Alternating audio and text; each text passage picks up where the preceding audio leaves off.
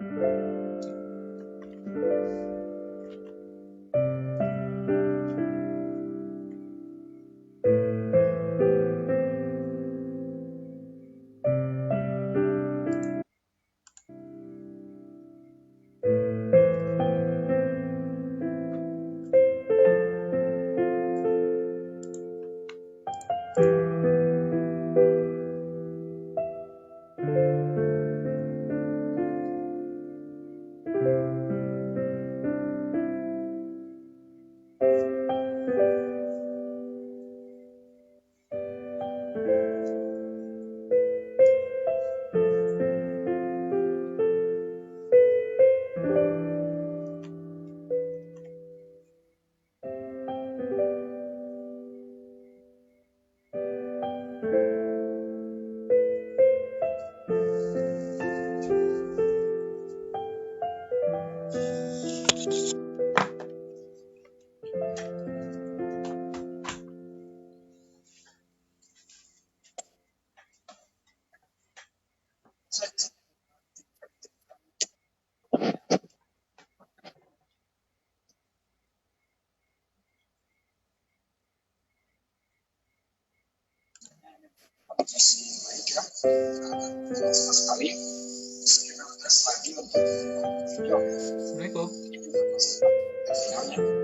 Waalaikumsalam. Siapa materi Komar kayak ini? Wih, sip, memang Komar langsung.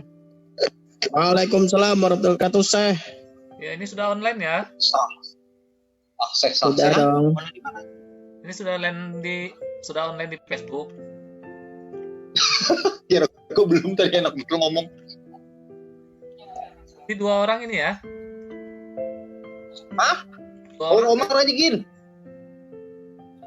Bang Komar mau ikut berpartisipasi atau gimana nih?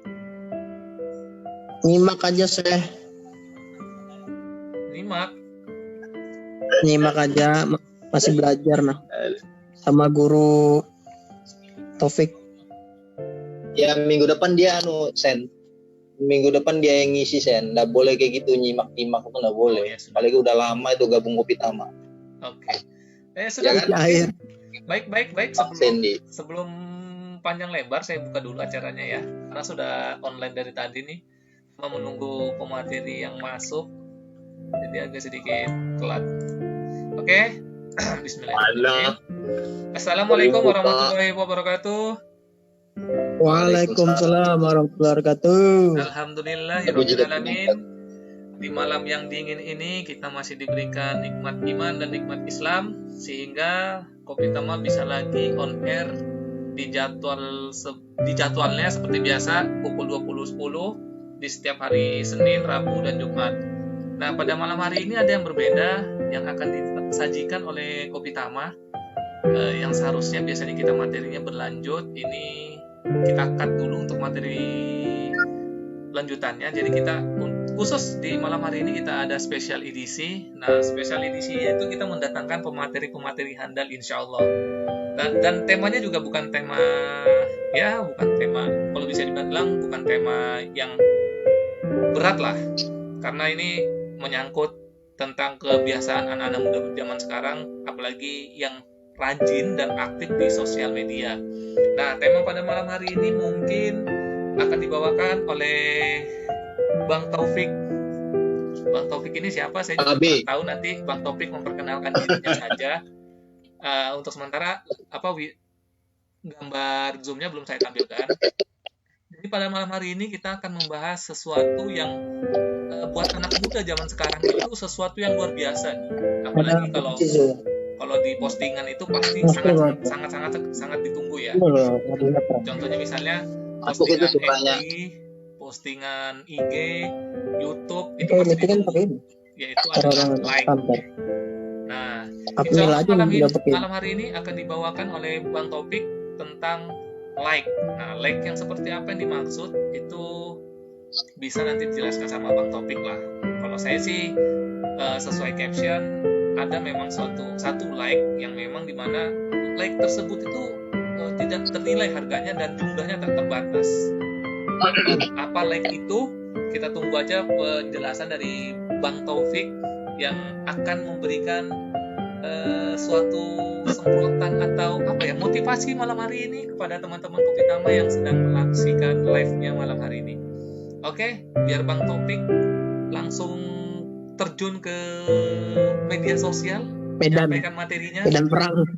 Langsung saya persilakan Bang Topik untuk menyampaikan. Terjun. Ini biar bagus ini, MC-nya harus menampilkan gambar juga ini Kak Sandy. Nah, betul itu. Gaib kayak gini. Oh, Betul kalau itu. host- Kalau host Setuju memang saya. nggak tampil. Karena Kenapa Harusnya lo gitu? eksis terus. Adil dong. Di Facebook. soalnya nanti yang ditampilkan pemateri. Di layar Zoom-nya juga nanti pemateri yang dikasih lihat. Ayo, Bang Topik. Ngeles aja deh, baiklah. Bismillahirrahmanirrahim. Assalamualaikum warahmatullahi wabarakatuh. Waalaikumsalam warahmatullahi wabarakatuh. Alhamdulillah, segala puji bagi Allah, kita bisa dipertemukan walaupun dalam media online ya, karena kita masih melalui masa pandemi COVID-19. Semoga kelak nanti kita bisa melanjutkan apa istilahnya acara ini, talk show yang tetap memang online tapi bisa dihadiri secara offline juga. Ya, semoga Allah segera mengangkat wabah ini. Amin ya rabbal alamin. Tidak lupa kita sampaikan pula salawat dan salam ke atas junjungan kita Nabi besar Muhammad Shallallahu Alaihi Wasallam, serta para keluarga, para sahabat, serta para pengikut beliau hingga akhir zaman, yang mana dalam bagian itu adalah pemuda-pemuda yang mencintai Islam dan memperjuangkan tegaknya syariat Islam hingga akhir zaman. Sesuai dari Pak Ketua, sebenarnya temanya itu apa? Like di mata Allah. Ya, kurang lebih gitu kan? Ya, betul. Bang, ya. Nanti kalau manggil saya jangan Bang, saya kebiasaannya manggil Kak. Apa? Kang Topik. Iya. Oh, Kak Topik berarti gitu ya? Ya, kayak rasa janggal kalau dipanggil Pak. Kang Aang. Baik, malam ini saya sedikit sharing. Udah banyak kan ini ya? Banyak juga nggak apa-apa. Banyak Katanya kan? bagus. Iya. Materinya kurang. Materinya kurang. Tapi Ya. kalau waktunya panjang, materinya kurang, nanti saya meracau, mengarang. Like di mata Allah itu berarti saya ambil materi yang sudah saya siapkan itu tentang ikhlas. Jadi saya coba cari baca-baca ya, baca baik dari web maupun dari ceramah para ustadz-ustadz yang sudah terkenal, atau pembahasan tentang apa itu ikhlas. Sederhananya itu begini, kalau misalnya kita ini ya, misalnya acara ini ya. Ya sudah. Nunggu kamu. Misalnya acara ini. Terdistraksi ada suaranya Kak Komar ini. Sudah. Mungkin di mute dulu. Ya, sudah di mute. Ya.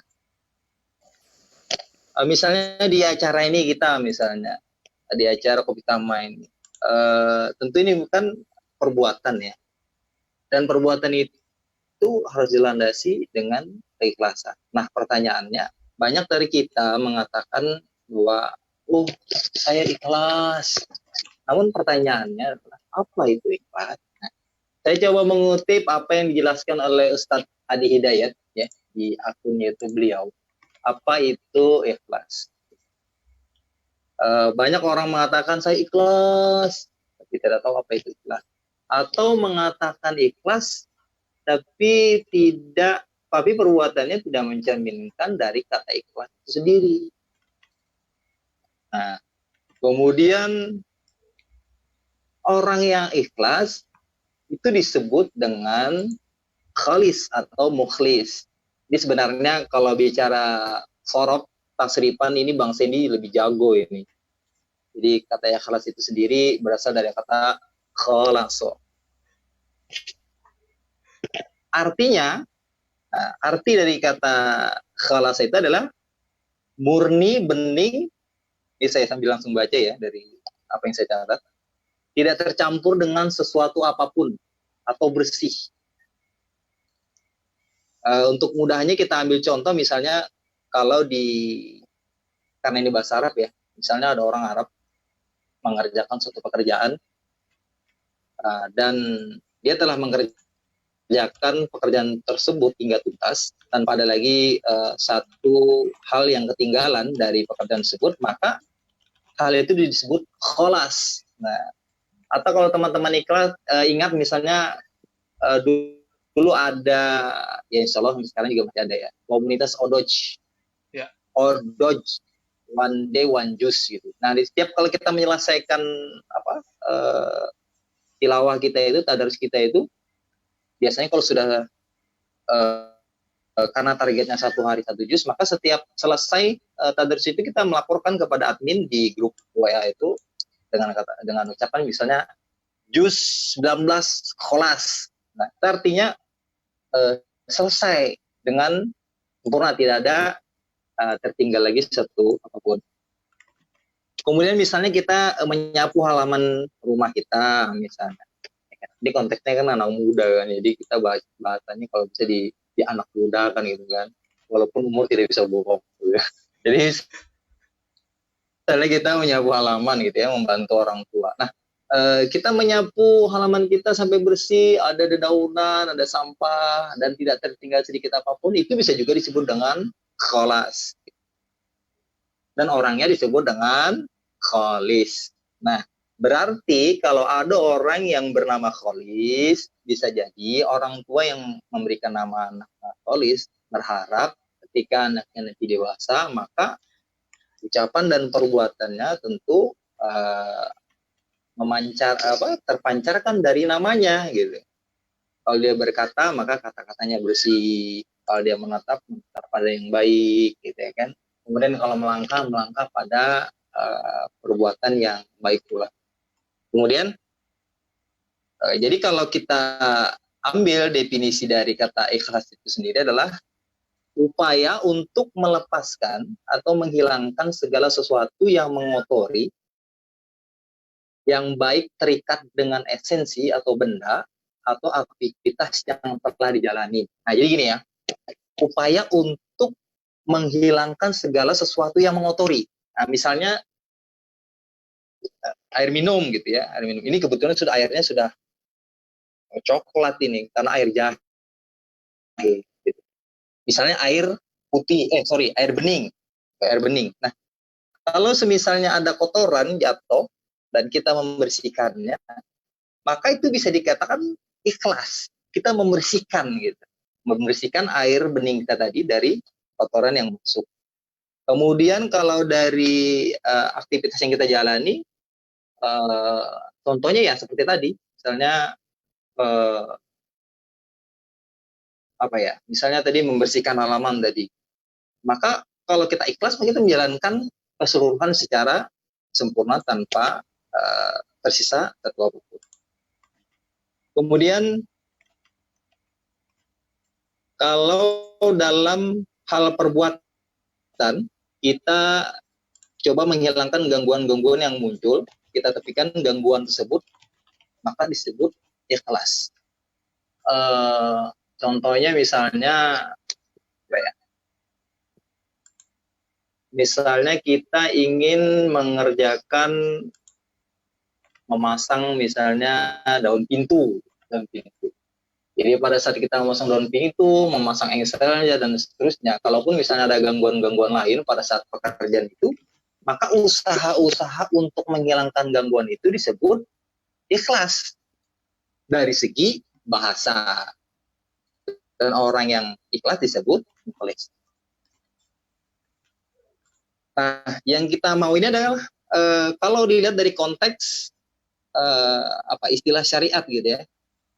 Kalau dilihat dari konteks menerima ketetapan Allah, maka apa yang dimaksud dengan ikhlas dan dalam hal apa saja ikhlas dibutuhkan setiap makhluk dalam menerima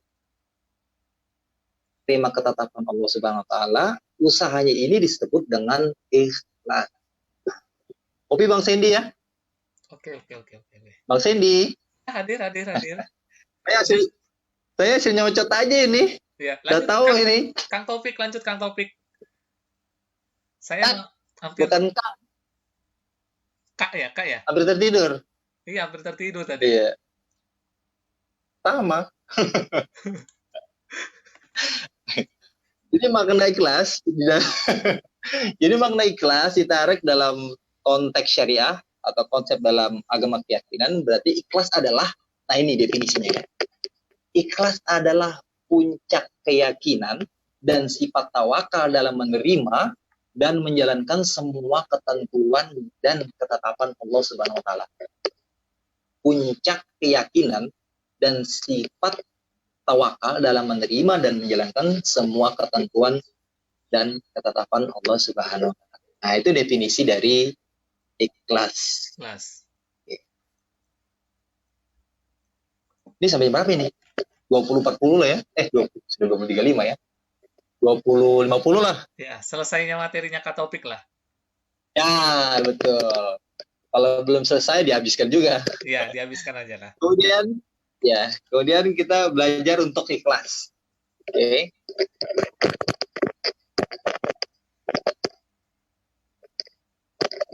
Pembahasan selanjutnya tentang belajar untuk ikhlas, yaitu kalau kita bicara ikhlas, biasanya kaitannya itu dengan niat. Pasti kaitannya dengan niat. Betapa pentingnya masalah niat, bukan hanya terikat pada urusan ibadah ritual seperti sholat, puasa, zakat, dan lain sebagainya, tapi juga dalam perkara kehidupan sehari-hari. Ikhlas itu bisa merubah bagaimana bisa merubah sikap kita dalam menghadapi suatu masalah yang kita hadapi, masalah yang kita jalani. Bisa merubah sesuatu itu, atau niat itu bisa merubah sesuatu itu menjadi anugerah maupun menjadi musibah, tergantung dari penerimaan hati kita gitu.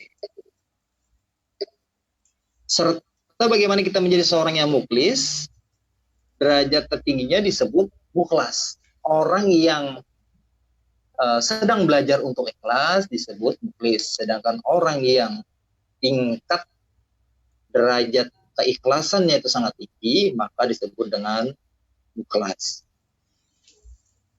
Jadi ingat Ustadz Mukhlas ya, berarti orang tuanya dulu mengharapkan Ustadz Mukhlas itu punya keikhlasan yang sangat tinggi. Jadi mukhlas adalah orang yang sudah sangat ikhlas gitu. Sangat hanya banyak. Kemudian kalau orang yang sudah mukhlas itu nggak ada bedanya lagi sudah antara pujian dan cacian. Pokoknya apa saja yang dia kerjakan, baik itu mendapat pujian maupun cacian, sama aja, jalan terus. Bisa jadi member Kopi Tama ini sebenarnya juga insya Allah orang-orang yang mukhlis. Amin. Ikhlas atau minimal mukhlis, kan orang yang belajar untuk ikhlas. Ya, kasih contoh aja ya. Apa indikasi tim Kopi Tama ini insya Allah orang-orang yang mukhlis? Coba posting di Facebook, yang like berapa coba? Tahu. Yang share berapa? Tapi ada terus nggak postingannya? Ada. Insya Allah ada. Nah, itu menunjukkan keistiqomahan yang merupakan buah dari niat yang tulus atau karena dorongan ikhlas tadi gitu. Coba kalau udah ikhlas, apalagi hujan-hujan begini, gurih kan kita wal. betul. Berselimut wal. Iya kan? Ya, berselimutan wal. Nah, itu bukti gitu loh. Yaitu apa yang tampak ya, kita melihat apa yang tampak. Tentu namanya keikhlasan itu ya kita harapannya memang hanya berharap balasan dari Allah SWT. Pokoknya intinya jalan terus gitu. Kopi Tama jalan terus gitu. Tidak peduli lagi dengan sanjungan dan celaan. Pokoknya jalan terus.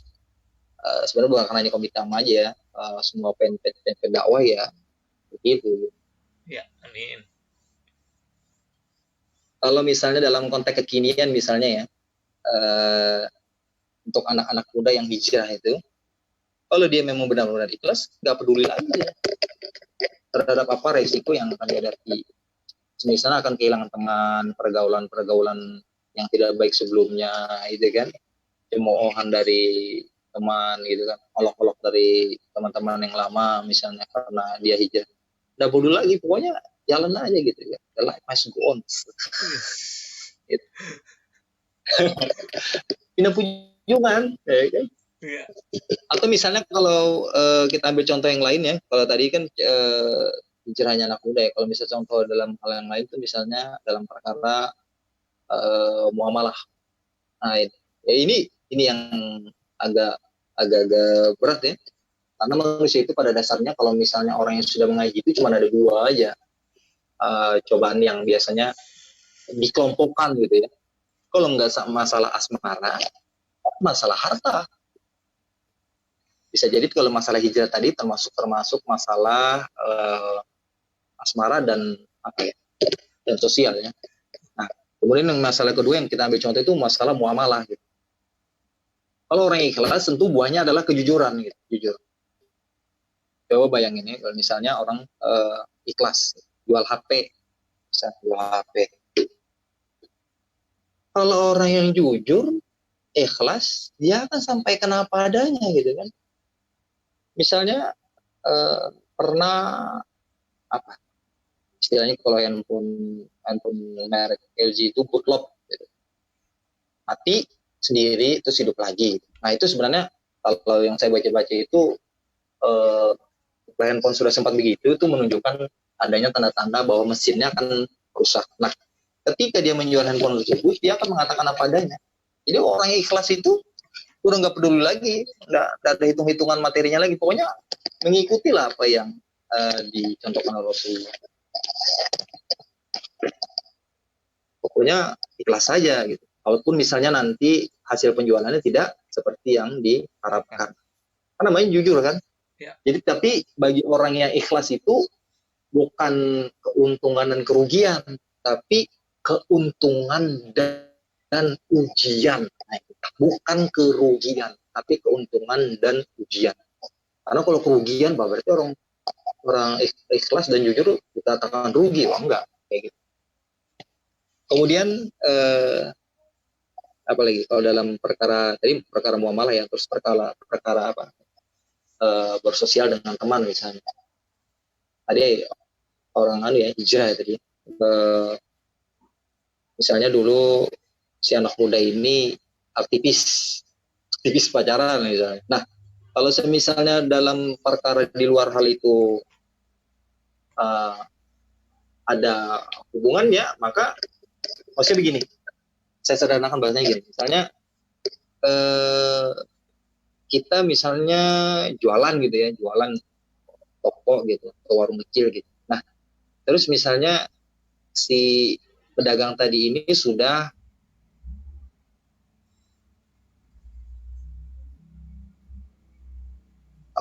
sudah memutus kemudian sini makan datang untuk belanja. Nah, namanya orang ikhlas itu ya sudah, namanya pembeli ya layani aja baik-baiknya gitu, nggak ada hubungan. Itu yang termasuk salah satu indikasi dari keikhlasan itu sendiri. Kemudian selanjutnya adalah tentang mukhlas tadi. Orang yang berusaha untuk ikhlas disebut mukhlis, sedangkan orang yang tingkat keikhlasannya sangat tinggi itu disebut dengan mukhlas. Mukhlas itu sudah tentu menjadi musuhnya setan. Nah, kan? Dalam kisah yang perjanjian antara Allah dan iblis itu mengatakan sesungguhnya kamu, sebentar saya baca ayatnya ya, sesungguhnya kamu orang-orang yang diberi tangguh. Surat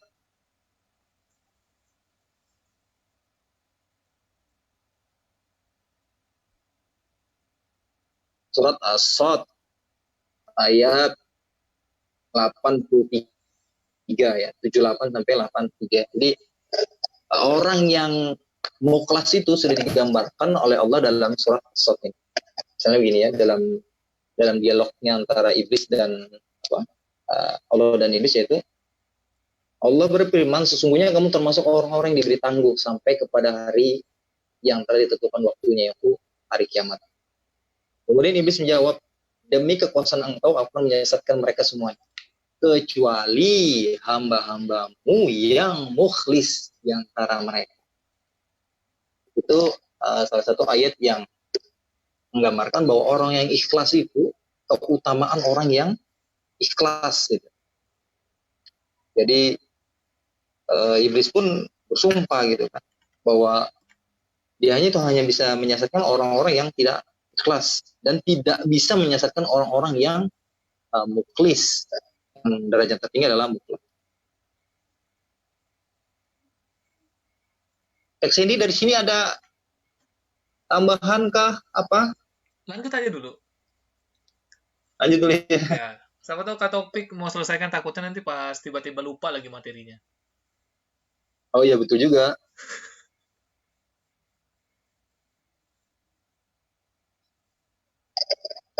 Kemudian orang yang mukhlas itu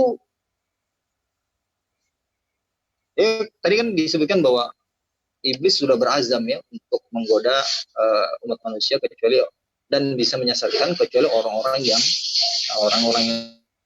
mukhlis. Jadi kalau orang yang mukhlis itu nggak ada beda lagi sudah deh antara nikmat dan ujian, sama semua, jalani aja gitu, istiqomah.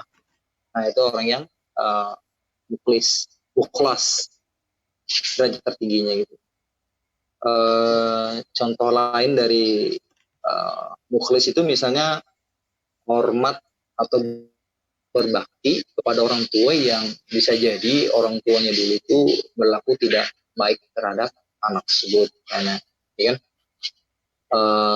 kalau anak tersebut menanyakan misalnya apa pantas misalnya saya berbakti kepada orang tua yang orang tua saya dulu itu tidak, bahasanya mungkin tidak bertanggung jawab gitu ya. Kemudian bisa jadi berlaku kasar kepada anak tersebut waktu anak tersebut masih kecil gitu. Tapi namanya orang yang ikhlas, ya mau tidak mau mengikuti apa yang diperintahkan Allah dan Rasulnya, itu tetap berbakti kepada orang tua. Kemudian ikhlas itu adalah perbuatan yang berakar hanya kepada Allah Subhanahu wa taala. Jadi perbuatan yang ikhlas itu akadnya hanya kepada Allah Subhanahu wa taala. Hanya berharap like. Gitu kan, kalau bahasa anak sekarang kan like. Bahasanya Ustaz Hanan Ataki itu bahasanya Kak Sendi tadi di grup WA tadi itu. Hanya berharap like dari Allah Subhanahu wa taala. Jadi orang ikhlas itu hanya berharap like dari Allah Subhanahu. Yang diharapin ya cuman rewardnya ya dari Allah aja. Jadi kalau yang perlu kita ketahui bahwa orang ikhlas itu bukan orang yang tidak berharap apa-apa. Salah. Justru orang yang ikhlas itu adalah orang yang berharap, tapi berharapnya bukan kepada sesama manusia, tapi berharapnya kepada Allah Subhanahu wa taala. Berharap surga, berharap dijauhkan dari api neraka, kemudian apa lagi, dan seterusnya. Selama ada dalil-dalil yang menyebutkan itu dengan jelas gitu. Justru ikhlas itu harus berharap kepada Allah Subhanahu wa taala. Karena kalau kita berharap kepada sama manusia, dijamin kita pasti kecewa. Jadi berharap itu hanya kepada Allah Subhanahu wa taala. Kemudian siapakah orang yang paling ikhlas di muka bumi ini? Nah, siapa Bang Sandy? Kenapa Kak Topik? Kemudian siapakah orang yang paling ikhlas di muka bumi ini? Saya ngetes aja ini, MC-nya lari apa enggak ini? Nah. Nggak tahu saya Kak Topik malahan. Bisa dikasih tahu ke teman-teman ya? Ya tentu orang yang paling ikhlas di muka bumi ini ya Rasulullah gitu. Itu sudah pasti. Kemudian diikuti oleh para nabi dan orang-orang yang beriman selanjutnya. Rasulullah saja itu memerintahkan kita kalau berdoa minta surga itu, maka mintalah surga Firdaus, surga yang tertinggi. Nah, apakah itu dikatakan bahwa orang ikhlas itu tidak berharap? Tidak kan? Berarti orang ikhlas itu justru berharap, hanya saja berharapnya kepada Allah Subhanahu wa taala. Hanya saja orang yang berdoa itu terindikasi tidak ikhlas kalau antara doa dan perbuatannya itu kontradiktif. Misalnya berdoa minta jodoh yang soleh misalnya. Namun pada perbuatannya misalnya pacaran. Nah, gitu. Kemudian misalnya contoh yang lain adalah kalau misalnya kita jualan gitu ya, berdagang, kemudian kita ingin jualan kita laris gitu ya. Tapi pada prakteknya pada saat kita berdagang itu kita curang. Ya kayak contoh tadi jual handphone tadi itu misalnya. Ada hal-hal yang sebenarnya harus kita sampaikan namun tidak kita sampaikan. Itu tidak boleh. Nah, berarti sudah 2 pembahasan ya Kak Sandy. Saya sih pengennya ini 3 pembahasan aja. Yang pertama tadi definisi tentang ikhlas, kemudian kedua bisa dikatakan ini tentang belajar tentang ikhlas. Kemudian nanti saya yang bagian sisi yang ketiga ini cara latihan ikhlas. Nah dari sini ada yang perlu ditambahkan Kak Sandy? Yang ditambahkan ternyata ruang meeting kita tinggal 9 menit lagi. Pas waktunya memang. Oh iya kan? Iya. Ruang meeting maksudnya ruang meeting Zoom-nya? Iya. Oh. Itu sisa 9 menit. Cuma berarti Kak Topik yang mau ditanya berarti tidak ada yang bisa menghukumi orang itu ikhlas atau enggak ya? Kan sering tadi kan disebutkan di pertama kan ada yang ngomong kalau ikhlas aku enggak perlu diomongkan, terus enggak perlu dilihatkan, terus enggak ngomong aku tuh ikhlas. Nah kayak gitu kan. Tapi kan sering ada orang-orang tuh ngomong apa? Kamu tuh enggak ikhlas. Berarti di sini ikhlas itu enggak ada yang bisa menghukuminya, enggak ada yang bisa melihatnya lah. Tidak bisa menghukumi, hanya saja memang kalau orang yang tidak ikhlas itu terpancar dari perbuatan. Nah, misalnya ya, orang mau sedekah nih. Jadi kalau orang sedekah itu sunnahnya sembunyi-sembunyi. Ya. Tapi kalau mau terang-terangan itu boleh. Nah, dengan memberi contoh. Nah, misalnya gini ya, orang mau infak misalnya infak di infak masjid misalnya. Oh, mau sedekah nih, ya kan? Mau ngasih contoh, tapi begini deh, infaknya 100.000 nih.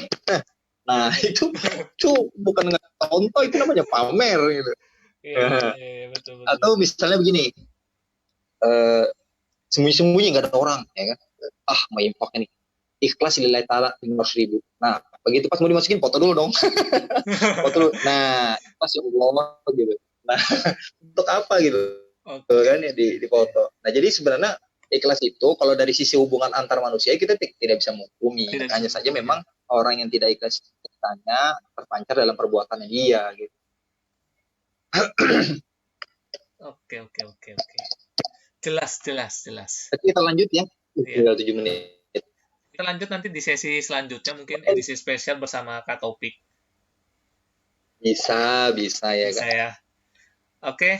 Cuma yang kemudian bagian 3 ya. Lanjut. Ini panjang nggak bagian ketiganya? Lanjut. Bagian Enggak, ketiganya. Pendek. Tapi Kak Sandy dulu apa? Enggak, tadi mau nanya aja. Waktunya cukup nggak? Soalnya sisa 6 menit. Cukup. Saya singkat-singkat aja ini. Oke. Nah, kalau tadi yang pertama kan definisi, kemudian belajar. Yang ketiga ini saya terlihatkan ini tentang latihan bagaimana untuk menjadi orang yang ikhlas. Ada 5 poin yang saya catat ini ya. Saya rangkum dari beberapa ustadz yang ceramah di YouTube. Yang pertama itu kalau orang latihan ikhlas itu yang pertama jangan ingin selalu diketahui orang. Nah, itu tadi contohnya kayak sedekah tadi. Nah, hanya saja ada amalan-amalan atau ibadah yang harus tampak. Contohnya sholat fardu yang ke masjid. Nah, kalau misalnya ada orang tanya pada saat kita mau sholat fardu, ya ketika ditanya mau kemana, ya sholat, dibilang aja gitu. Mau ke masjid, sholat. Sekedarnya aja gitu kan, gak usah ditambah-tambahin. Nah, tapi ada juga amalan-amalan yang hukumnya sunnah, itu jangan ditampakkan. Karena itu akan membakar pahala itu. Karena munculnya akan jadi tidak ikhlas. Apa itu? Misalnya buka puasa sunnah. Ya kan? Gak usah lah dipoto-foto anunya buka, apa namanya, Pas buka makanan puasa. buka puasanya gitu kan. Alhamdulillah, ditambahin caption Alhamdulillah buka puasa pakai burger aja nih. Nah, aduh, maksudnya apa coba ya kan? Itu loh puasa. Walaupun puasa sunnah ya kan hubungannya hanya untuk Allah gitu kan. Itu yang pertama. Jadi jangan ingin selalu diketahui orang.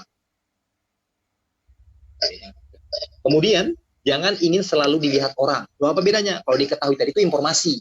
Kalau ingin dilihat orang, nah contohnya sedekah atau sholat. Jadi kalau misalnya kita orang yang belajar latihan ikhlas itu yang kedua itu jangan ingin selalu dilihat orang. Biasanya indikasi kalau orang yang tidak ikhlas itu kalau sholatnya sendirian itu dilajuin. Nah tapi kalau misalnya sholatnya tidak ikhlas gitu kan sendirian, dilamain pas dilihat orang. Nah itu indikasi untuk indikasi orang yang tidak ikhlas. Kemudian yang kedua misalnya contohnya apalagi ngaji, baca Quran gitu. Dinyaringkan. Kalau ada orang dibiasa-biasain aja, maju lagi. Tapi kalau ada orang wah bagus mendayu-dayu itu. Jadi yang kedua yang pertama tadi jangan selalu ingin diketahui orang, jadi diketahui ini informasi dari atau bisa dari bacaan atau dari mana gitu kan, bisa dari sosmed dan seterusnya. Kemudian yang kedua jangan ingin selalu dilihat orang. Yang ketiga jangan ingin dipuji. Nah, jangan dipuji ya kayak gini misalnya kita ini Kopi Tama. Wah, goyo-goyonya ngaji aja belum lurus, sok-sok dakwah gitu. Nah, kita mah lurus aja gitu. Kita udah harapin pujian orang gitu. Nah, kemudian yang itu sudah 3 ya. Yang keempat, jangan ingin dihargai orang. Dihargai sama kayak dakwah ini. Jangan ingin dihargai orang. Kita jalan aja terus gitu kan, nggak peduli orang misalnya mau banyak hatersnya gitu kan, nggak peduli pokoknya gitu. Walaupun like-nya banyak, like-nya sedikit, ya pokoknya itu jalan aja. Hanya saja kalau misalnya kita bicara tentang teknis dakwah misalnya, bukan berarti kita kalau nggak ada orang, udah apa ada 2 orang kita gas terus. Nah, kita akan cari cara bagaimana pesan kita itu tersampaikan lebih banyak kan ke haters gitu ya kan. Kemudian yang kelima, jangan ingin dibalas budi. Nah, itu 5 tips bagaimana caranya latihan untuk ikhlas. Itu aja sih Kak Sandy. Waktunya mepet banget soalnya. Iya, mepet banget waktunya. Kalau contoh-contohnya tentu teman-teman pasti bisa bisa mengambil contoh-contoh. Insya Allah bisa cari referensi lainnya lah ya kan. Iya. Nah, berarti yang saya tangkap dari materi pertama sampai awal itu, manusia itu berarti dituntut untuk melakukan perbuatan dalam kehidupannya itu selalu beramal soleh dengan mengharap yang nge-like itu bukan manusia atau makhluk tapi Allah. Nah, ketika kita mengharap Allah yang nge-like itu insya Allah dari kita tidur sampai kita tidur kembali, maka itu insya Allah bernilai pahala gitu loh. Dan insya Allah pula kita tidak akan terasa terbebani dengan segala aktivitas yang kita perbuat pada mulai dari tidur sampai mau tidur lagi. Nah, beda halnya kalau ketika tadi bilangnya Kak Topik, kalau mengharapkan dari makhluknya. Makanya dibilang orang kalau mengharap manusia, sisakan 99% untuk kecewa, 1% untuk tidak kecewa. Tapi kalau sama Allah, ya kan? Begitu ya, ini kan? Tips baru dari Kak Sandy. Ya. Betul sekali. Tapi kalau sama Allah, sisakan 0% untuk tidak kecewa, tapi 100% untuk merasakan kebenaran yang Allah berikan. Nah, itu ya. Betul kan? Intinya dari Kak Topik dari awal ini gitu kan. Kalau dari manusia ya sisakan 1% lah. Karena pasti manusia itu penuh dengan kekecewaan yang diberikan ke kita. Tapi kalau Allah tidak mungkin memberikan kekecewaan kepada kita. Apalagi kita sudah usaha. Nah, alhamdulillah malam hari ini temanya luar biasa ya dari Kak Topik. Mengharap like dari Allah. Yang insya Allah ternyata cukup satu kunci yang kita harus pegang erat-erat, yaitu bagaimana kita ikhlas dalam melakukan segala aktivitas kita, baik itu dalam perkara wajib maupun sunnah. Karena ketika kita mengharap sesuatu itu tanpa sebuah keikhlasan atau keridhaan, maka akan berat hasilnya. Maka yang didapat adalah kekecewaan. Tapi kan kalau sesama manusia kita langsung bisa melihat nih kekecewaan yang kita dapatkan. Misalnya kayak tadi beli handphone, dibohongin nih, diwaluhin, tahu-tahu handphonenya jelek. Nah, masih maupun walu dibaluhin. ya. Tapi kalau sama Allah, insya Allah memang tidak terlihat sekarang, tapi janjinya Allah itu jelas ada di Al-Quran, bahkan di As-Sunnah sekalipun. Nah, mungkin itu aja dari saya, karena waktunya sisa 1 menit lagi. Mohon maaf jika ada kata yang salah, baik disengaja maupun tidak disengaja, dari saya dan Kak Taufik. Kurang lebihnya kesalahan itu dari kami berdua, karena kebenaran hanya milik Allah dan Rasulnya. Semoga dakwah ini tetap jalan dan pemateri-pematerinya bersedia untuk menyampaikan atau memberikan ilmunya kepada teman-teman yang sedang menyaksikan live. Itu aja dari saya. Teman-teman, terima kasih. Billahi taufiq wal hidayah. Wassalamualaikum warahmatullahi wabarakatuh. Waalaikumsalam. Terima kasih, Kak Taufik. Sama.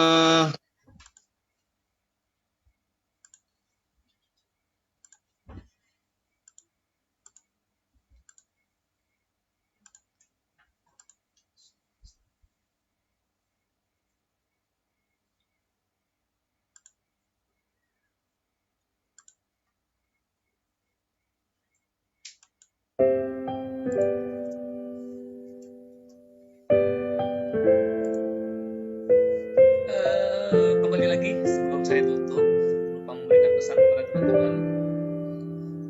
Alhamdulillah kita sudah berjalan kurang lebih 3 minggu atau 4 minggu.